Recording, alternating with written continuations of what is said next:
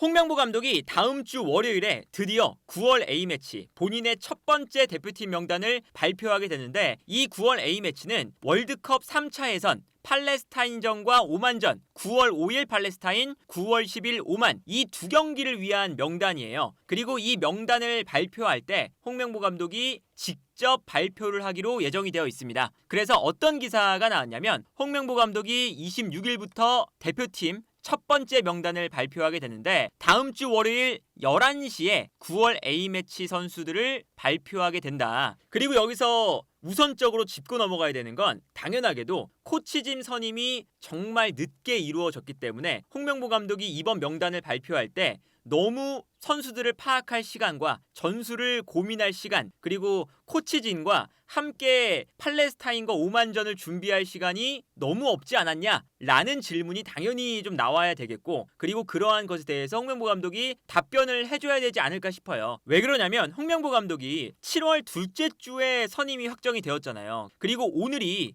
한 달도 넘어서 한 달하고도 2주 정도가 지났습니다. 그러니까 사실 홍명보 감독이 지금쯤이면 코치진 구성도 이미 완성을 했어야 되고, 그리고 상대팀 분석이라던가 9월에 어떤 선수를 뽑을지를 어느 정도는 다 정해놓고 분석이 잘 되어 있어야 되는데, 우리가 당장 어제 외국인 코치가 확정이 됐고요. 그리고 며칠 전에 국내 코치진도 확정이 됐었죠. 그러다 보니까 실질적으로 외국인 코치가 뭐 이번 주부터 들어와서 K리그 경기를 보러 간다, 혹은 뭐 다음 주에 들어온다, 여러 이야기가 있지만 외국인 코치는 이번 9월 A매치를 치를 때 실질적으로 도움이 거의 안 된다고 봐야겠죠. 그리고 여기에 대해서 국내 코치진들도 당장 뭐 일을 시작한 지가 이번 주부터 일을 시작했을 거니까 일주일 만에 선수 명단을 홍명보 감독과 머리를 맞대고 뽑아야 되는 상황이잖아요. 그러다 보니까 선수 명단을 뽑고, 그리고 선수 컨디션을 체크하고, 이러한 과정들이 많이 생략이 되어 있다는 것은 당연합니다. 그렇기 때문에 이번에도 선수 명단을 발표할 때 과정 자체가 매우 안 좋았다는 것을 먼저 이야기해야 될 것 같고, 그리고 아마 홍명보 감독은 이런 이야기를 하지 않을까 싶어요. 이번에 코치로 선임된 김진규 코치가 서울에서 전력 강화 실장을 하고 있었기 때문에, 이 전력 강화 실장의 임무는 어쨌든 서울의 전력을 확실하게 파악을 하고 있어야 되기도 하지만 K리그 팀들의 전력도 당연히 파악을 하고 있어야 되잖아요. 그렇기 때문에 김진규 코치가 국내 선수들을 이미 잘 알고 있다. 그리고 박건아 코치도 한국프로축구연맹에서 TSG 위원, 그러니까 테크니컬 그룹에서 위원을 하고 있었기 때문에 K리그의 여러 팀들의 전술과 선수들의 컨디션을 파악하고 있었다. 그래서 뭐 사실은 실질적으로는 이번에는 홍명보, 김진규, 박건아, 이 세 사람이 명단을 머리를 맞대고 뽑아야 되는 상황이겠죠. 그리고 아마 이번에는 홍명보 감독의 첫 번째 명단 발표기 때문에 아무래도 새로운 선수들의 이름이 나올 가능성이 있거든요. 일단 뭐 대표적으로 양민혁 선수 같은 선수들이겠죠. 그래서 이 최전방 공격수부터 생각을 해보면, 우선 최전방 공격수 자리에는 조규성 선수가 없는 상태에서 홍명보 감독이 아주 잘 알고 있는 주민규, 오세훈, 이 두 명의 선수를 선발할 가능성이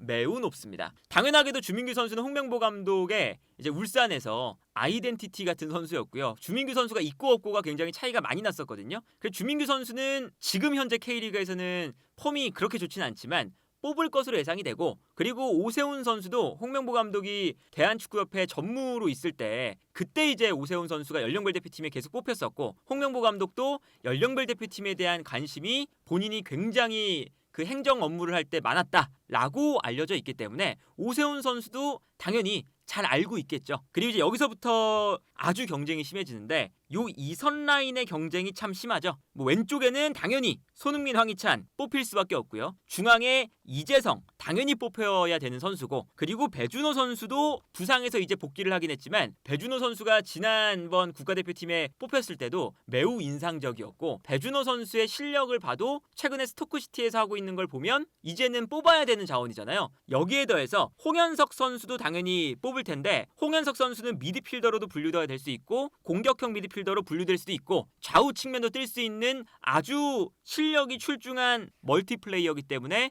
홍현석 선수도 아마 당연히 뽑을 겁니다. 그러면 이 오른쪽에는 이강인을 일단 한 명 뽑을 텐데, 보통 이 2선 라인에 지금 손흥민, 황희찬, 이재성, 배준호, 홍현석, 이강인 6명 정도가 지금 뽑혀 있는 상황이잖아요. 그러면 여기서 1명에서 2명 정도가 더 뽑힙니다. 대체적으로는 7명 정도가 뽑힐 때가 많거든요. 지난 6월 명단만 봐도 배준호, 손흥민, 엄원상, 이강인, 이재성, 홍현석, 황희찬 딱 7명이 뽑혔어요. 그러니까 보통 2선 자원이 7명 정도 뽑힌다고 생각했을 때는 손흥민, 황희찬, 이재성, 배준호, 홍현석, 이강인까지 생각을 했을 때 한 자리 정도가 남습니다. 그러면 이 한 자리에 어떤 선수가 뽑히느냐인데 이번에 스완지 시티로 이적한 엄지성 선수도 있을 거고 그리고 양민혁 선수도 당연히 이름이 나올 거고요. 그리고 이제 뭐 정우영 선수도 있고 양현준 선수도 있고 뭐 정말 여러 선수가 이제 한 자리를 두고 싸우는 형태가 될 거잖아요. 그리고 이제 뭐 울산에서 홍명보 감독이 잘 썼었던 엄원상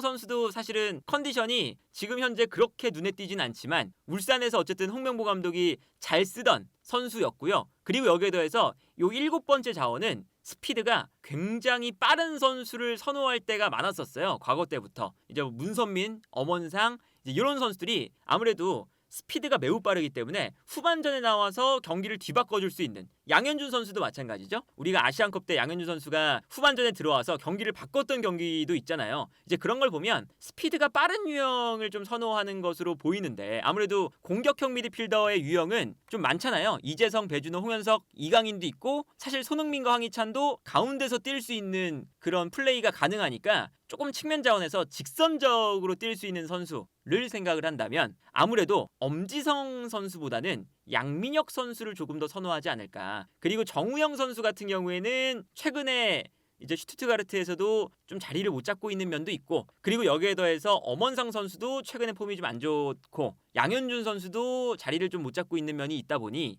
양민혁 선수가 지금 K리그에서 정말 이 측면 자원으로서는 보여줄 수 있는 것들을 모두 보여주고 있기 때문에 이강인과 양민혁 이 2명의 선수가 뽑히는 게 가능성이 높은 선택지가 아닐까 싶습니다. 그래서 제가 생각했을 때는 이번에 양민혁 선수가 새롭게 뽑히면서 이제 홍명보 감독 체제에서 새로운 얼굴의 대표격으로 좀 뽑히지 않을까 싶고요. 여기에 더해서 수비형 미드필더 자리가 이제 아무래도 우리의 또 고민거리 중에 하나잖아요. 이 자리에 정우영과 박용우는 특히나 이제 홍명보 감독이 아주 잘 알고 있는 선수고 정우영 선수도 이제 홍명보 감독이 잘 알고 있을 뿐만 아니라 대표팀으로 가기 전에 울산에서 정우영 선수를 영입을 했었죠. 그러다 보니까 정우영과 박용우를 수비형 미드필더 자리에 뽑지 않을까 싶어요. 그리고 당연히 옆에는 황인범 선수가 있겠죠. 근데 여기서 이제 미드필더를 1명 정도 더 뽑는다면 정우현 선수도 한 번쯤은 뽑혀볼 만한 자원이다 라는 생각이 듭니다. 다만 이제 보통 지역 예선을 치를 때 23명 정도를 뽑잖아요. 근데 이제 수비 라인과 골키퍼 아까 말씀드렸던 최전방 공격수와 2선 라인 요 이제 명단을 좀 합치면 23명이 꽉 찬 상태긴 해요. 그러다 보니까 정우현 선수가 뽑힐 수 있을지 없을지 모르겠지만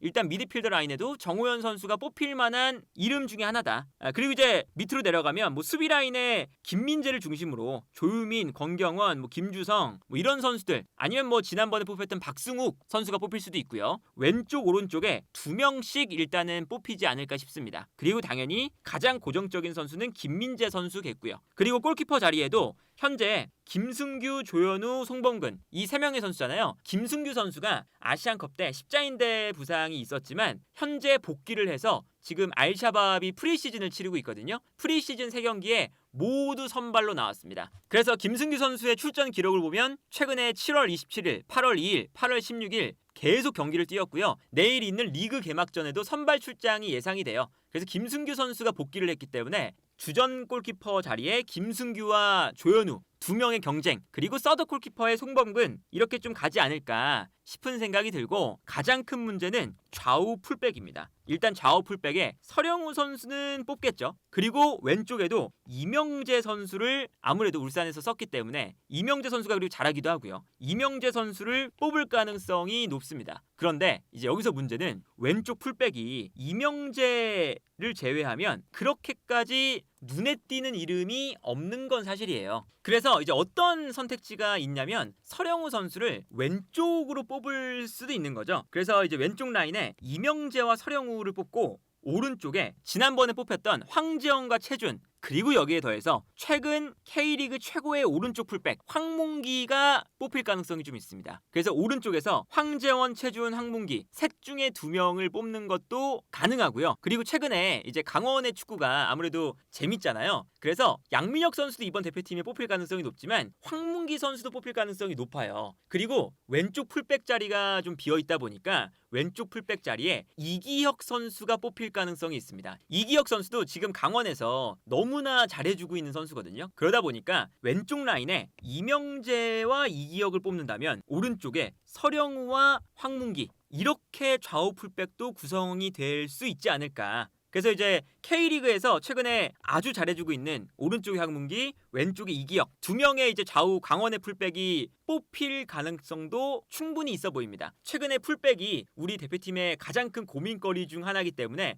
풀백 자원에는 아무래도 새로운 얼굴이 등장할 가능성이 충분하다. 그래서 이번 명단에 어떤 선수가 포함될지 모르겠지만 강원의 3인방 양민혁, 황문기, 이기혁 요 세 선수 정도는 뽑힐 수 있지 않을까라는 생각이 들고요. 그렇게 되면 이제 최전방 공격수 2명, 그리고 이선 자원이 7명, 그리고 미드필더가 3명, 그리고 중앙 수비 라인에 4명, 그리고 오른쪽 왼쪽에 이제 풀백들이 또 4명, 그리고 최후방 골키퍼가 3명, 딱 23명 정도가 꾸려지기 때문에 이렇게 23인 명단이 구성되지 않을까라는 생각이 들고요. 뭐 어찌됐든 이제 홍명보 감독이 9월 A매치 첫 경기를 치르게 됐는데 사실 팔레스타인과 오만 우리의 스쿼드와는 차이가 좀 많이 나기 때문에 당연하게도 승리가 유력해 보이기도 하고요.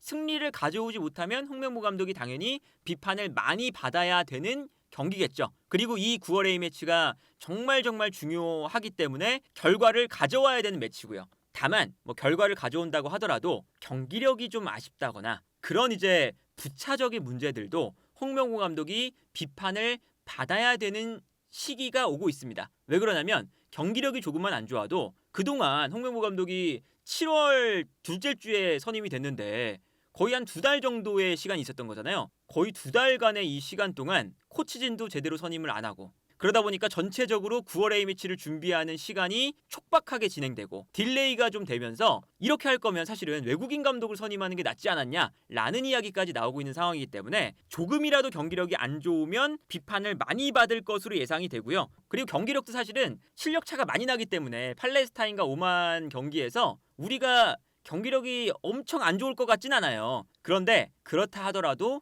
이 준비 과정 자체가 매우 좋지 않았기 때문에 9월 A매치 우리가 성적을 가져와야 되는 이 매치를 준비하는데 홍명보 감독이 전술적인 역량이 부족해서 코치진을 만나러 유럽을 막 가야 되고 시간 소요가 되고 그리고 거기서 선수들도 만나고 오고 입국을 해서 홍명보 감독의 선임 과정에 대해서 해명하는 인터뷰 시간도 가져야 되고 너무 이 시간이 많이 걸렸어요. 홍명보 감독을 선임한다고. 그러다 보니까 9월 A매치를 앞두고 이런 시간을 버리는 비효율적인 준비 과정을 가져갔다는 것에 대해서는 홍명보 감독 및 축구협회 전체가 비판을 충분히 받아야 된다는 것을 우리가 팔레스타인전과 오만전 이긴다 하더라도 잊지 않고 있어야 된다라는 생각이 드네요.